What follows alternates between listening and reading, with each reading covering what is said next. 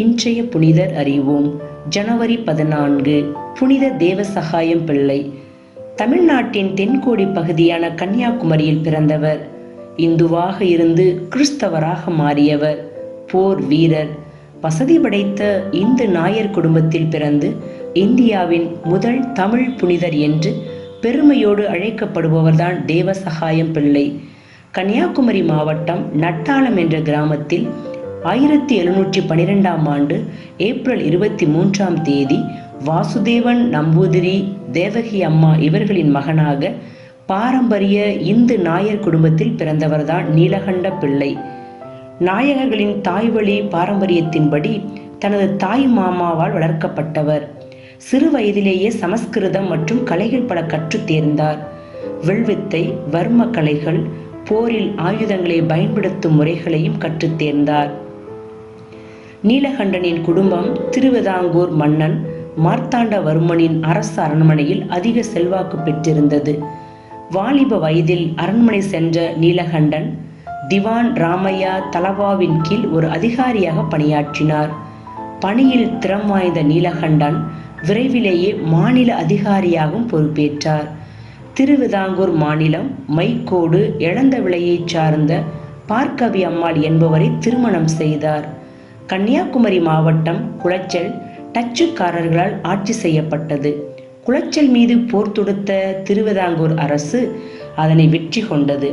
Dutch படை தளபதியான Benedict டிலானையை கைது செய்து திருவிதாங்கூர் மன்னரிடம் கொண்டு வரப்பட்டார். அவர் அரசின் தளபதியாகவும் போர் பயிற்சியாளராகவும் பணிபுரிந்தார். பிற்காலத்தில் மன்னர் அவரை தனது படை தளபதியாக நியமித்தார்.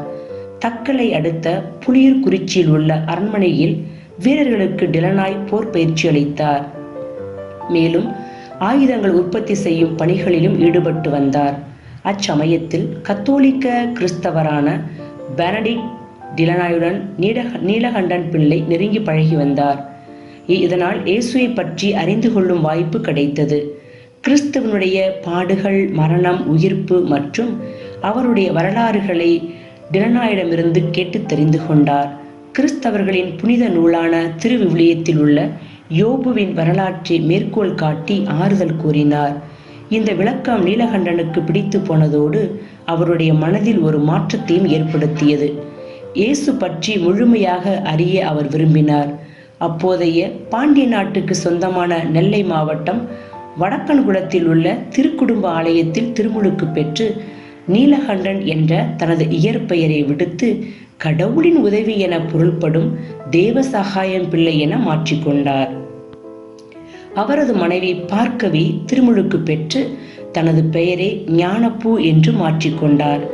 தேவசகாயம் பிள்ளையை தொடர்ந்து அவரது உறவினர்கள் சிலரும் கிறிஸ்துவை ஏற்றுக்கொண்டு திருமுழுக்கு பெற்றார்கள். தேவசகாயம் பிள்ளை கிறிஸ்தவ மதத்துக்கு மாறியதால் அவர் பணியாற்றி வந்த திருவிதாங்கூர் சமஸ்தானத்தில் மிகுதியான தொல்லைகளுக்கு உள்ளாக்கப்பட்டு அவரது பணிகள் பறிக்கப்பட்டது. இந்து சமய பாரம்பரிய நாயர் குடும்பங்களில் இருந்த மூட நம்பிக்கையை எதிர்த்தார். இதனால் பலர் பொய் குற்றச்சாட்டுகளை தேவசகாயம் பிள்ளையின் மீது மக்கள் சுமத்தினார்கள். இதைத் தொடர்ந்து தேவசகாயம் பிள்ளை சிறையில் அடைக்கப்பட்டு பல்வேறு கொடுமைகளுக்கு ஆளாக்கப்பட்டார். கிறிஸ்தவ மதத்திலிருந்து விலகி இந்து சமயத்தை பின்பற்ற நிர்பந்திக்கப்பட்டார். இருப்பினும் அதையெல்லாம் பொருட்படுத்தாமல் கிறிஸ்துவை அறிவிப்பதில் உறுதியாக நின்றார். இதனால் கன்னியாகுமரி மாவட்டம் புலியூர்குறிச்சி அரண்மனைக்கு எருமை மீது அமர வைத்து எருக்க மலர்மாலை அணிவித்து முள்குச்சிகளையும் புளியங்குச்சிகளையும் கொண்டு அடித்து உடலை கிழித்து காயங்களை ஏற்படுத்தி அந்த காயங்களில் மிளகு தூள்களையும் மிளகாய் தூள்களையும் பூசி அவரை மிகுந்த சித்திரவதைகளுக்கு உள்ளாக்கினர். மேலும் இந்த சித்திரவதைகளால் உடல் சோர்ந்து தாகமுற்ற தேவசகாயம் பிள்ளை தண்ணீர் வேண்டுமென கேட்டபோது அவர்கள் அசுத்த நீரை கொடுத்தார்கள். அதனை குடிக்க இயலாமல் தவித்து கடவுளிடம் முழங்கால் படியிட்டு மன்றாடிய வேளையில் ஆண்டவர் தாமே அவர் பருக சுவையான நீரை அவர் முழங்கைகள் இடிக்கப்பட்ட அந்த பாறையிலிருந்து அற்புதமான நீரூற்றை தோன்றச் செய்தார். அந்த நீரை பருகி வலுப்பெற்ற தேவசகாயம் பிள்ளை தனது பயணத்தை தொடர்ந்தார். இன்றும் அந்த நீரூற்றானது அற்புதமாக பல்வேறு நோய்களுக்கு மருந்தாக இருந்து வருகிறது.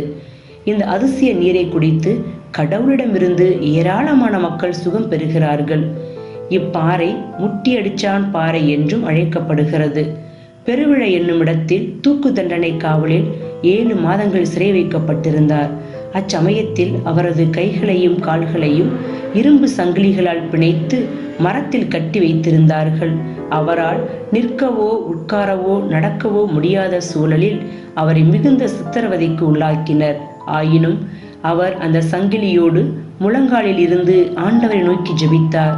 பின் ஆரல்வாய் மொழி அருகே உள்ள காற்றாடி மலை பகுதியில் 1752ஆம் ஆண்டு ஜனவரி 14ஆம் தேதி தேவசகாயம் பிள்ளை 5 முறை துப்பாக்கியால் சுடப்பட்டு இரத்தம் சிந்தி மறைசாட்சியானார். அவருடைய உடல் 3 நாட்களுக்கு பின்னர் கோட்டார் மறை மாவட்டம் நாகர்கோவில் புனித சவேரியா தேவாலயத்திற்கு கொண்டு வரப்பட்டு நல்லடக்கம் செய்யப்பட்டது. தேவசகாயம் பிள்ளை 2012ஆம் ஆண்டு டிசம்பர் 2ஆம் நாள் திருத்தந்தை 16ஆம் பெனடிக்ட் அவர்களால் அருளாளர் நிலைக்கு உயர்த்தப்பட்டார். மீண்டும் 2022 மே 12 அன்று திருத்தந்தை பிரான்சிஸ் அவர்களால் புனிதர் பட்டம் வழங்கப்பட்டது. புனிதரிடமிருந்து கற்போம். நாம் பெற்ற விசுவாசத்தில் உறுதியாக நிலைத்து நிற்போம்.